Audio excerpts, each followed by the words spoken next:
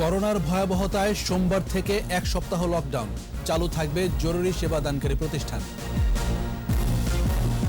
সংক্রমণ ও মৃত্যুর ঊর্ধ্বগতি, 24 ঘন্টায় মারা গেছেন 58 জন, নতুন শনাক্ত 5683। গণপরিবহনে উপেক্ষিত সরকারি নির্দেশনা, স্বাস্থ্যবিধি মানতে রেল যাত্রীদের অনীহা। রোজার আগে বাড়ল টিসিবির পণ্যের দাম, মিলছে না চাহিদা মাফিক, মান নিয়েও প্রশ্ন।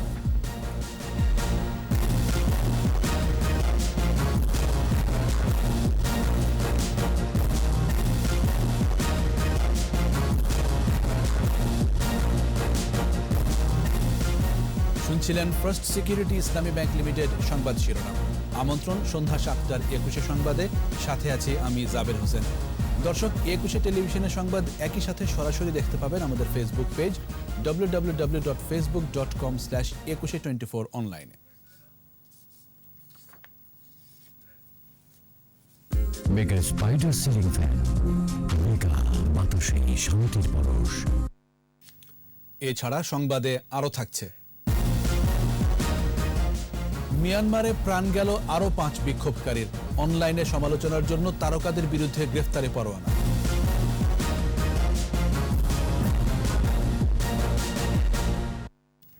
5 এপ্রিল থেকে সারা দেশে এক সপ্তাহের লকডাউন ঘোষণা করছে সরকার।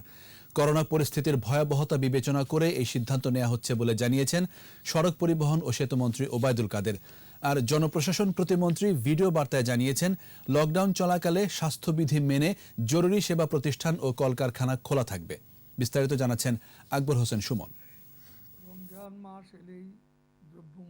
সরকারি বাসভবন থেকে করোনা পরিস্থিতি ও সরকারের অবস্থান নিয়ে কথা বলেন সড়ক পরিবহন ও সেতুমন্ত্রী ওবায়দুল কাদের। মূল্যবৃদ্ধি ও মজুতদারি সংক্রমণের ভয়াবহতা তুলে ধরে তা নিয়ন্ত্রণে সোমবার থেকে এক সপ্তাহের লকডাউন ঘোষণার সিদ্ধান্তের কথা জানান তিনি। লাফিয়ে লাফিয়ে বাড়ছে সংক্রমণ ও মৃত্যুর হার। বিরাজমান পরিস্থিতিতে শেখ হাসিনার সরকার আগামী সোমবার থেকে এক সপ্তাহ সারা বাংলাদেশে লকডাউনের সিদ্ধান্ত নিয়েছে। ভিডিও বার্তায় জনপ্রশাসন প্রতিমন্ত্রী জানান, লকডাউনে জরুরি সেবা প্রতিষ্ঠান ও কলকারখানা খোলা থাকবে শর্ত সাপেক্ষে। দ্রুত বেড়ে যাওয়া করোনা সংক্রমণ রোধ করার স্বার্থে সরকার সারা দেশে লকডাউনের সিদ্ধান্ত দিতে যাচ্ছে এক সপ্তাহের জন্য, এবং সেক্ষেত্রে লকডাউন চলাকালে শুধু জরুরি সেবা দেয় সে ধরনের প্রতিষ্ঠানগুলো খোলা থাকবে, আর শিল্প কলকারখানা খোলা থাকবে, যাতে করে শ্রমিকরা স্বাস্থ্যবিধি মেনে এবং বিভিন্ন শিফটিং এর মাধ্যমে তারা কলকারখানায় কাজ করতে পারে। এ প্রসঙ্গে ওবায়দুল কাদের পরিবহন সেবা ও স্বাস্থ্য সুরক্ষায় সরকারের দেওয়া নির্দেশনা মেনে চলার পরামর্শ দেন। যারা কথা দিয়ে কথা রাখেননি, দ্বিগুণ ভাড়া আদায় করছেন, বিশেষ করে দূরপাল্লায়, আমি পরিবহন মালিক শ্রমিকদের বলবো, দুর্ভোগের মধ্যে জনগণের দুর্ভোগ আর বাড়াবেন না। রমজানে বাজার সিন্ডিকেট অপতৎপরতা শুরু করলে তাদের বিরুদ্ধে ব্যবস্থা নেওয়ারও হুঁশিয়ারি দেন সেতুমন্ত্রী। বাজার অস্থির করা যে কোনো অপপ্রয়াস সরকার মেনে নেবে না। আকবর হোসেন সুমন, 21 টেলিভিশন, ঢাকা। করোনায় সংক্রমণ ও মৃত্যুর ঊর্ধ্বগতি অব্যাহত আছে। 24 ঘন্টায় 58 জনের মৃত্যু হয়েছে, যা এ পর্যন্ত তৃতীয় সর্বোচ্চ। নতুন শনাক্ত রোগীর সংখ্যা 5683 জন। এ পর্যন্ত 6,30,000 জনের সংক্রমণ শনাক্ত হলো, আর মৃতের সংখ্যা বেড়ে হয়েছে 9,213 জন। সপ্তাহের ব্যবধানে শনাক্ত বেড়েছে 66.54% ও মৃত্যু 71.14%। বিস্তারিত জানাচ্ছেন স্মৃতি মণ্ডল। দিনে দিনে ভয়ঙ্কর হয়ে উঠছে করোনা, বাড়ছে সংক্রমণ ও মৃত্যু। স্বাস্থ্য অধিদপ্তরের বিশ্লেষণ অনুযায়ী সপ্তাহ ব্যবধানে নমুনা পরীক্ষা বেড়েছে 4.08%, শনাক্ত হার বেড়েছে 66.54%, মৃত্যু বেড়েছে 71.14% ও সুস্থতা বেড়েছে 66.54%। গত 24 ঘন্টায় মারা গেছে 58 জন, এর মধ্যে 34 জনই 60 ঊর্ধ্ব। ঢাকা বিভাগেই মারা গেছে 39 জন। গত বছরের 18 মার্চ থেকে এ পর্যন্ত মৃতের সংখ্যা বেড়ে দাঁড়িয়েছে 9,213। নতুন শনাক্ত 5,683, মোট শনাক্ত 6,30,277। একদিনে সুস্থ হয়েছে আরও 2,364 জন। করোনায় দৈনিক সংক্রমণ হার 23.15%, সুস্থতা 87.23 ও মৃত্যু হার 1.46%। শনাক্ত হার বেড়ে হয়েছে 13.26%। জনসংখ্যার ভিত্তিতে দেশে প্রতি 10 লাখে শনাক্ত 3,700 ও মৃত্যু 54। 24 ঘন্টায় বিভিন্ন বন্দরে স্ক্রিনিং করা হয়েছে 6,725 যাত্রীকে। আইসোলেশনে নেওয়া হয়েছে 480 জনকে এবং কোয়ারেন্টাইনে 1,275। স্মৃতিমণ্ডল, 21 টেলিভিশন, ঢাকা। করোনা মোকাবেলায় সরকারের নির্দেশনা মানা হচ্ছে না গণপরিবহনে। এক সিটে বসছেন 2 জন, অধিকাংশ চালক এবং যাত্রী ব্যবহার করছেন না মাস্ক। রয়েছে বাড়তি ভাড়া আদায়ের অভিযোগও। রেল স্টেশনে স্বাস্থ্যবিধি মেনে চলার ব্যবস্থা থাকলেও তা মানতে আগ্রহী নন যাত্রীরা। এদিকে লকডাউন ঘোষণার প্রেক্ষিতে 5 থেকে 11 এপ্রিল পর্যন্ত ট্রেন চলাচল বন্ধ ঘোষণা করা হয়েছে।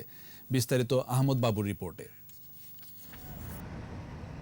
করোনা ভাইরাসের বিস্তার বেড়ে যাওয়ার পর গণপরিবহন চলাচলে বেশ কিছু নির্দেশনা দেয় সরকার, কিন্তু চালক, হেলপার এবং যাত্রীরাও বিভিন্ন অজুহাতে ব্যবহার করছেন না মাস্ক। এক আসনে পাশাপাশি বসে আছেন 2 যাত্রী। গরম তো অনেক, শ্বাস বন্ধ হয়ে যায়। এখান থেকে শাহবাগের ভাড়া হলো 20 টাকা আগে, আর এখন রাখতেছে 40 টাকা। 40 টাকা যদি হইতে পারে, ভুলও বলতে পারে। সরকারের উচিত ছিল গাড়ি নামানো। দূরপাল্লার বাস কাউন্টারের টিকিট বিক্রেতা, চালক এবং সহকারীরাও সচেতন নয় স্বাস্থ্যবিধি নিয়ে। যাত্রীদেরও একই অবস্থা।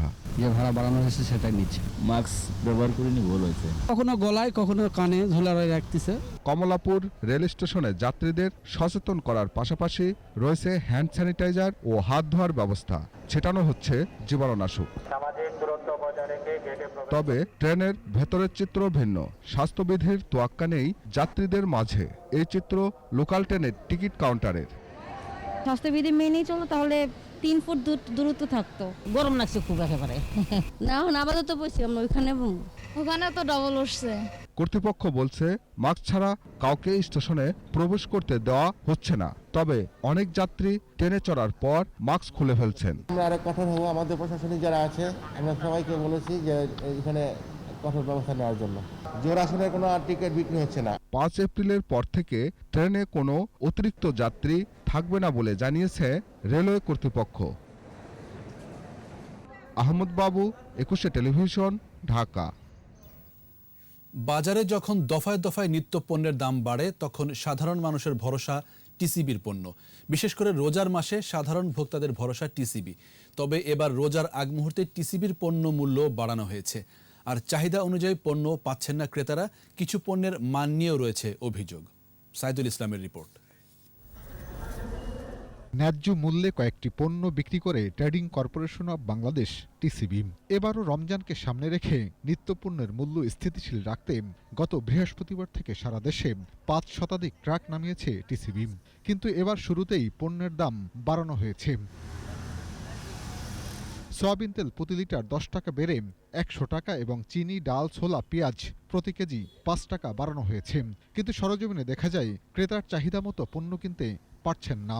অভিযোগ আছে সবগুলো পণ্য কিনলেই পণ্য দিচ্ছে ট্রাক থেকে। আমার সামনে 2টা লোকের আমি তেল আর ডাল দিছে, কিন্তু আমি পেঁয়াজটা ছাড়া তো চাইছিলাম, আমার কিছু দেয় নাই। তেলের দাম বাড়াইছে, চিনি বাড়াইছে, ডাউল বাড়াইছে, সব জিনিসে তো হেরা আপনার বাড়াই লাগছে 5 টাকা 10 টাকা করে।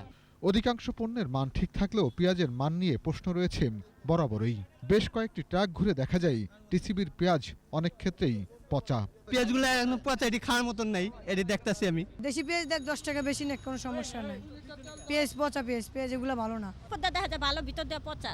ক্রেতাদের অভিযোগ এ পেঁয়াজ না কিনলে অন্য পণ্য দেয়া হয় না। আমরা সময় ব্যয় করছি, আমরা 2 পয়সা কম পাবো দেখে, এখন এটা বাধ্যতামূলক আমাদেরকে নিতে হচ্ছে। পেঁয়াজ নিলে আমাকে ডাল দিব, পেঁয়াজ না নিলে ডাল দিব না, এটা কি সরকারে বলে দিছে? তবে বিক্রেতারা বরাবরই এই অভিযোগ অস্বীকার করছেন। বাধ্যতামূলক করছি না স্যার, জিজ্ঞেস করেন এই যে আপনার পাশে। পচা পেঁয়াজ অফিস থেকে মানা করছে দিতে, আমরা পচা দেই না। রমজানে যেখানে বাজারে মুনাফালুবিদের দৌরাত্ম্য বেড়ে যায়, সেখানে টিসিবির পণ্যের দাম বাড়ানো কতটা যৌক্তিক সে প্রশ্ন সাধারণ মানুষের। সাইদুল ইসলাম, 21 টেলিভিশন, ঢাকা। নারায়ণগঞ্জের সোনারগাঁওয়ে রয়্যাল রিসোর্ট থেকে আটক হয়েছেন হেফাজত নেতা মামুনুল হক। আটকের পর স্থানীয়দের কাছে দ্বিতীয় স্ত্রী নিয়ে সেখানে বেড়াতে যাওয়ার দাবি করেন মামুনুল। বসেন প্লিজ, বসেন বসেন। এই মহিলা কি হয় আপনার, কি হয়? এই মহিলা কি হয় আপনার? এই যে মামুনুল সাহেব, আপনি এই যে এত জায়গা থাকতে আপনি রয়্যাল রিসোর্টে কেন আসলেন? সময় কাটাইতে বা এই যে রাত কাটাতে দিন কাটাতে কেন রয়্যাল রিসোর্টে আসলেন? না, আপনি বেরোতে অন্য জায়গায় বেরোতে পারেন, আপনি তো এখানে রুম নিয়ে থাকতেছেন। আগে কেউ জানে, ওলামা একরাম জানে কেউ? না, আমি তো আলেম ওলামাদের কাছ থেকে দেখা করে আসি না, সব যেখানে যায় মানুষজন ভিড় করে, এই জন্য আমি একটু আলাদা করে আসছি। এদিকে বিএনপি, জামায়াত ও হেফাজতে ইসলামকে ইসলাম বিরোধী আখ্যা দিয়ে ট্রাইব্যুনাল করে এদের বিচারের দাবি জানিয়েছেন আওয়ামী লীগের সংসদ সদস্য শেখ ফজলুল করিম সেলিম। জাতীয় সংসদের দ্বাদশ অধিবেশনের দ্বিতীয় দিনের কার্যদিবসে অনির্ধারিত আলোচনায় তিনি বলেন, বাংলাদেশ তালেবান রাষ্ট্র নয়। মাননীয় স্পিকার, তাদের বিরুদ্ধে ব্যবস্থা করতে হবে, দরকার হলে ট্রাইব্যুনাল করে অবিলম্বে তাদের বিচার করতে হবে। হেফাজতের জঙ্গিরা মাদ্রাসা থেকে যারা রাস্তা বের হয়ে মানুষকে হত্যা করে, মানুষের বাড়িঘর আক্রমণ করে, স্থাপনা নষ্ট করে, সেই সব মাদ্রাসা বন্ধ করে দিতে হবে। ইসলাম কখনো ধ্বংস করতে দিতে পারে না, সন্ত্রাসীদের আশ্রয় দিতে পারে না। মিয়ানমার পরিস্থিতি। মিয়ানমারে আরও 5 বিক্ষোভকারীকে গুলি করে হত্যা করেছে নিরাপত্তা বাহিনী। চলছে ধরপাকড়। একই সঙ্গে সেলিব্রিটি ও সাংবাদিকদের মুখ বন্ধ করতে গ্রেফতারি পরোয়ানা জারি করছে সেনাশাসকরা। সেনা শাসনের বিরুদ্ধে ক্ষোভও তীব্র হচ্ছে। এদিকে সেনা শাসন বিরোধীদের পক্ষে অবস্থান নিয়ে পুলিশ স্টেশনে গ্রেনেড হামলা চালিয়েছেন খোদ পুলিশেরই এক কর্মকর্তা। এতে নিহত হয় 5 জন। রিপোর্ট দুলি মল্লিকের। মিয়ানমারে নিরাপত্তা বাহিনীর অব্যাহত নিপীড়নের মুখে গেরিলা বিক্ষোভে অভ্যুত্থান বিরোধীরা ছোট ছোট দলে সমবেত হয়ে অবস্থান নিচ্ছেন জান্তা সরকারের বিরুদ্ধে। নিরাপত্তা বাহিনী পৌঁছানোর আগেই বিক্ষোভ করে সরে পড়ছেন।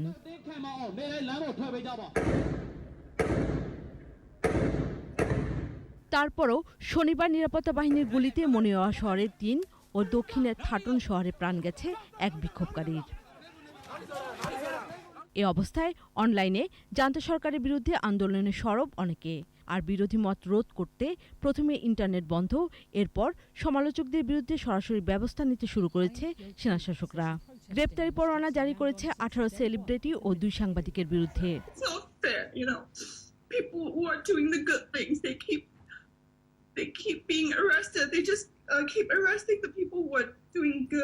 তবে সেলিব্রিটিরা এর জবাবে প্রাণ থাকা পর্যন্ত স্বৈরশাসনের বিরোধিতা করে যাওয়ার প্রত্যয় ব্যক্ত করেছেন।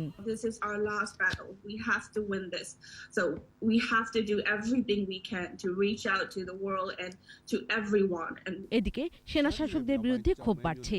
তামু শহরে প্রতিবাদ জানাতে পুলিশ স্টেশনে গ্রেনেড হামলা চালায় খোদ পুলিশেরই এক কর্মকর্তা। নিজেও আত্মহত্যা দেন তিনি। এছাড়া চলমান সহিংসতায় ক্ষুব্ধ প্রতিবেশী দেশ ভারত। ব্রিফিংয়ে গণতন্ত্র প্রতিষ্ঠার উপর জোর দেয় দেশটির পররাষ্ট্র মন্ত্রণালয়। We have urged the release of political prisoners and supported any attempts at resolving the current situation. মুখ খুলেছে সেনাশাসকদের মিত্র দেশ চীনও। সমাধানে আসিয়ান নেতাদের সঙ্গে বিশেষ বৈঠকে রাজি হয়েছে দেশটি। দুলি মল্লিক, 21 টেলিভিশন। নিচ্ছি প্রিমিয়ার ব্যাংক লিমিটেড সংবাদ বিরতি। নো মাস্ক নো সার্ভিস বিধি মেনে চলুন, সুস্থ থাকুন। যখন ফিরছে তখন অন্যান্য খবরের সঙ্গে আরও থাকবে। করোনা মহামারীর মাঝেই কাল বিজিএমইএ নির্বাচন। 35 পরিচালক পদে প্রার্থী 70 জন। 21 গ্রন্থমেলায় বেচা বিক্রি নিয়ে হতাশা, লকডাউনের সিদ্ধান্তে মিশ্র প্রতিক্রিয়া।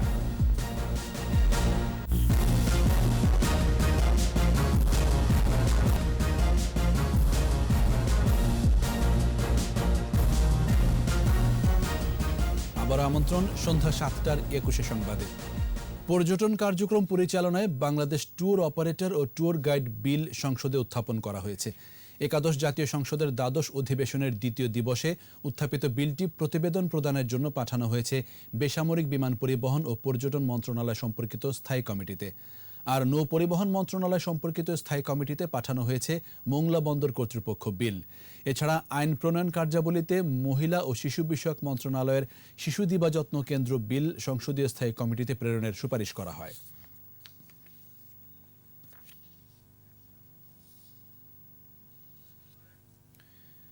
করোনা মহামারীর মাঝেই কাল তৈরি পোশাক প্রস্তুত ও রপ্তানিকারকদের সংগঠন বিজিএমই এর নির্বাচন।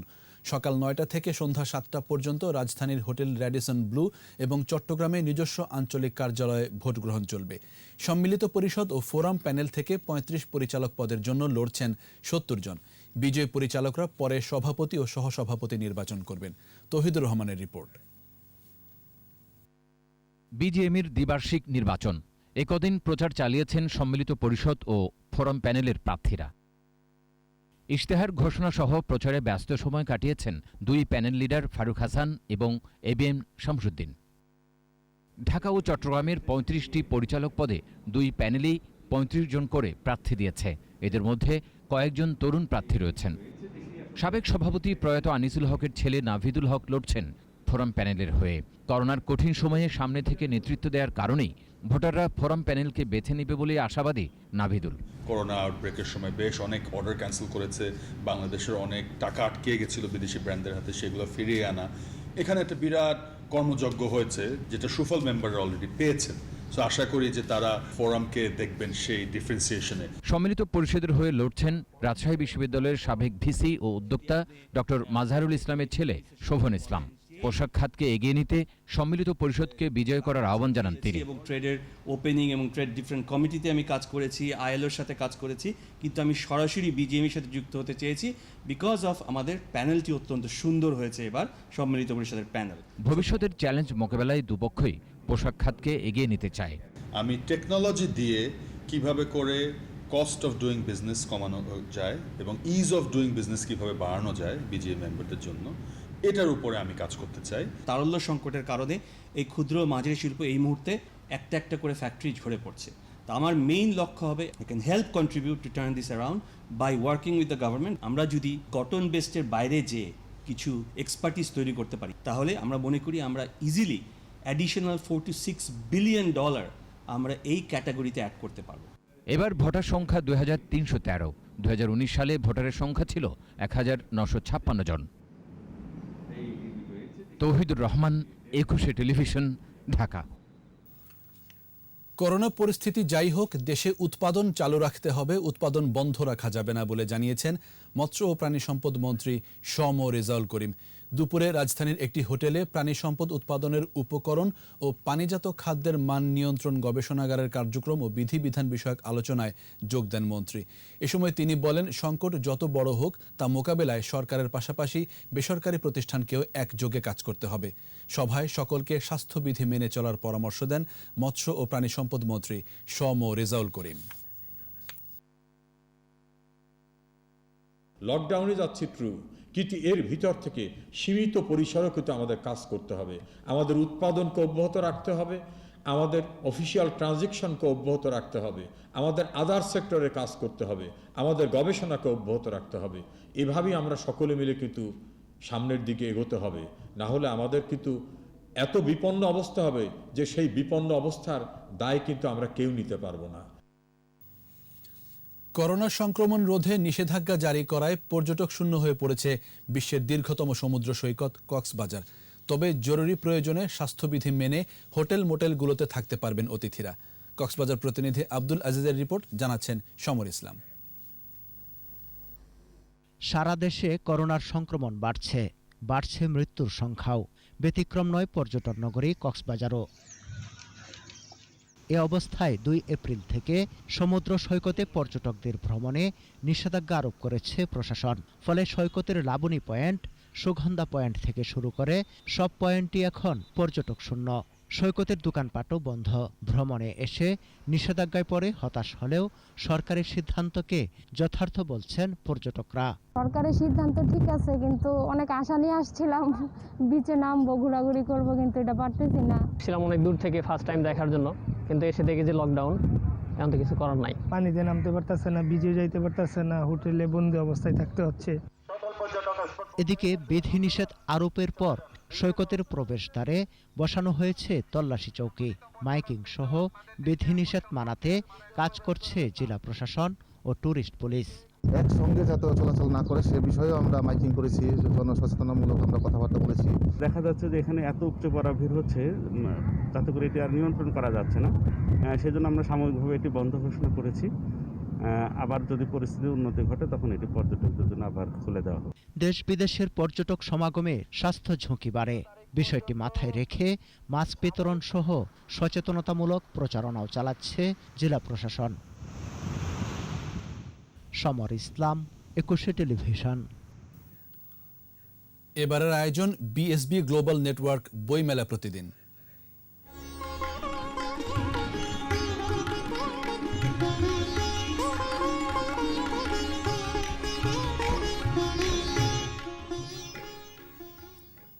লকডাউন ঘোষণার বিকেলেও জমজমাট গ্রন্থমেলা।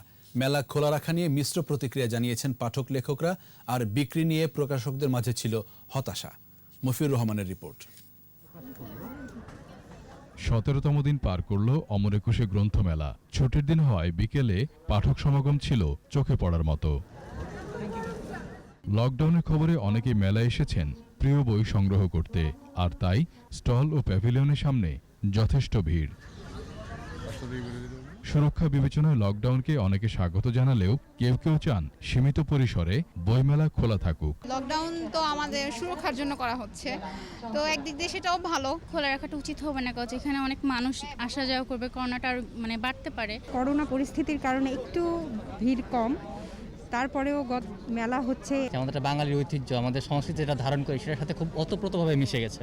লেখকরা বলছেন বৃহত্তর স্বার্থে লকডাউন ঠিক আছে। আমি মনে করি যে বইমেলাটা চলতে থাকুক, 14 এপ্রিল পর্যন্ত যেহেতু চলার কথা, চলতে থাকুক। যারা আসার তারা আসবে। 35 বছর ধরেই লিখছি, তবে 94টা কবিতা দিয়ে আমার প্রথম কবিতা গ্রন্থ বের করেছি, সামান্য সরোবর অসামান্য উচ্ছ্বাসে। তবে বিক্রি নিয়ে হতাশ স্টল মালিকরা। লকডাউন হলে তো মানতেই হবে, না মেনে তো উপায় নাই। মেলা খুব একটা ভালো হয়নি, শুরুর দিকে তো খারাপ গেছে। ফেব্রুয়ারি মেলা যদি মার্চে আমরা করি, সেই আমেজটা তো থাকে না। মেলার 17তম দিন সকাল 11টায় খোলে গেট, তবে দুপুর পর্যন্ত খুব একটা ভিড় ছিল না। এদিন মেলায় আসে 144টি নতুন বই। মফিউর রহমান, 21 টেলিভিশন, ঢাকা। নিচ্ছে প্রিমিয়ার ব্যাংক লিমিটেড সংবাদ বিরতি। নো মাস্ক নো সার্ভিস বিধি মেনে চলুন, সুস্থ থাকুন। যখন ফিরছি তখন অন্যান্য খবরের সঙ্গে আরও থাকবে মার্কিন কংগ্রেস ভবনে নাশকতার চেষ্টা, পুলিশ সহ নিহত 2, ক্যাপিটল হিলে ন্যাশনাল গার্ড মোতায়েন।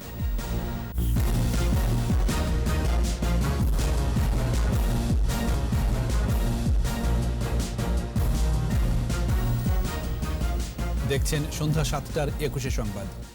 অটিজম সচেতনতা বাড়াতে ডক্টর স্টিফেন শোরের লেখা বিয়ন্ড দি ওয়াল ইন বইয়ের বাংলায় অনুবাদ প্রাচীর পেরিয়ে নামে প্রকাশের ঘোষণা দিয়েছেন সূচনা ফাউন্ডেশনের চেয়ারপারসন সাইমা ওয়াজেদ।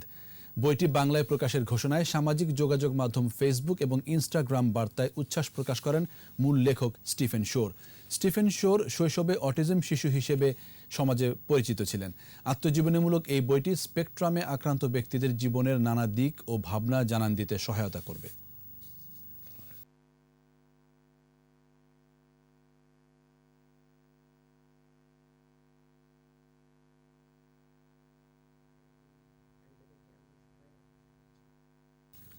বাংলাদেশের বাম রাজনীতিতে বাংলাদেশের সাম্যবাদী আন্দোলন নামে নতুন দলের আত্মপ্রকাশ ঘটেছে। জাতীয় প্রেস ক্লাবে সংবাদ সম্মেলনে এই ঘোষণা দেন দলটির সমন্বয়ক শুভ্রাংশু চক্রবর্তী। দলের প্রাথমিক সদস্য সংখ্যা 37 জন। অতীতের বাংলাদেশের সমাজতান্ত্রিক দল বাসদের রাজনীতির যথার্থ মূল্যায়ন এবং ত্রুটি বিচ্যুতি থেকে শিক্ষা নিয়ে নতুন এই দল গঠন প্রয়োজন ছিল বলে সংবাদ সম্মেলনে জানানো হয়।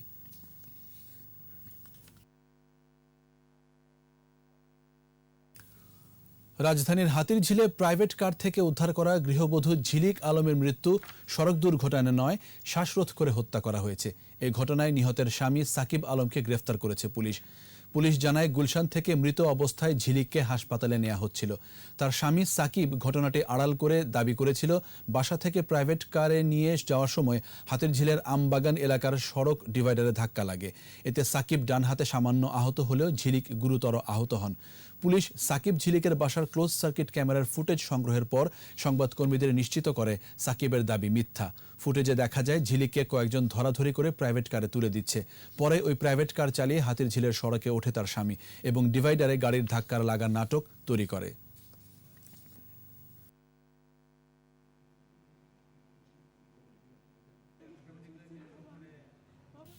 এবার ব্যবসা বাণিজ্যের খবর।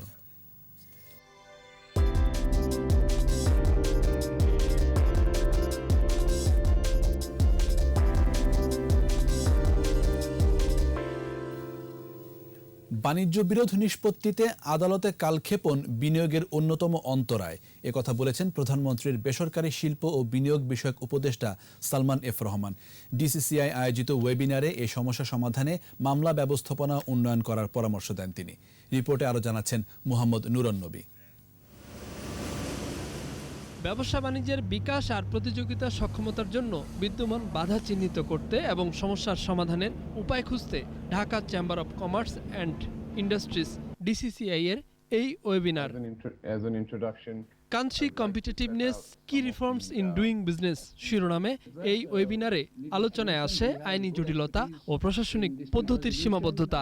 Documentation, paperwork takes a lot of time for the business people in this country. Port and customs will be an important factor. Currently, more than 3 million cases are pending with the district court alone. The district courts are already overburdened with cases. বাণিজ্য বিরোধ নিষ্পত্তিতে আইনগত জটিলতা এবং আদালতের সময়ক্ষেপণের বিষয়টি আলোচনায় গুরুত্ব পায়। Bangladesh Bank permitted working capital loan from abroad to the company which is up to 3 years from the date of inception of manufacturing activities. There could be delays in releasing goods from the customs. বাণিজ্য প্রতিষ্ঠানের জন্য প্রযোজ্য সকল সেবা online ভিত্তিক না হওয়ায় কার্যক্রম দ্রুততর হচ্ছে না বলে উল্লেখ করেন প্রধানমন্ত্রীর বেসরকারি শিল্প ও বিনিয়োগ বিষয়ক উপদেষ্টা। আদালতের কার্যক্রম আরো দ্রুত সমাধান করার আহ্বান জানান তিনি। Not only foreign investors, local businessmen, citizens as a whole, that to get justice, it is next to impossible.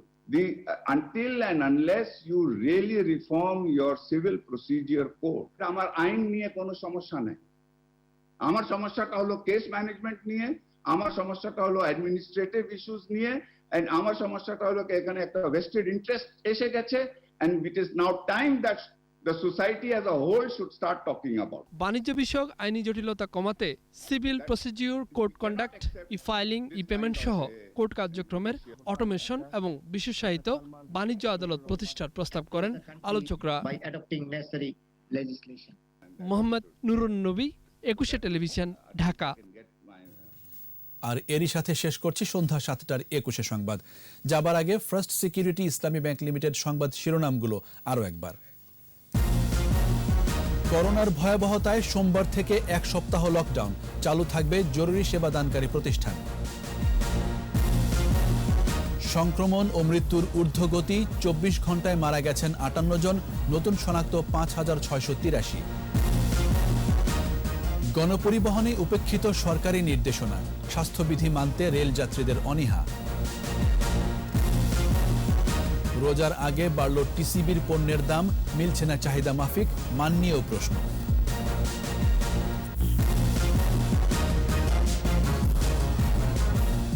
একুশে টেলিভিশনের সর্বশেষ খবর জানতে ডায়াল করুন 2021 নম্বরে, আর ভিজিট করুন 21-tv.com এই ওয়েবসাইট। এছাড়া ফেসবুকে লগ ইন করতে পারেন facebook.com/2124 অনলাইনে। আমাদের পরের সংবাদ রাত 9টায় দেখার আমন্ত্রণ রইল। স্বাস্থ্যবিধি মেনে চলুন, সুস্থ থাকুন।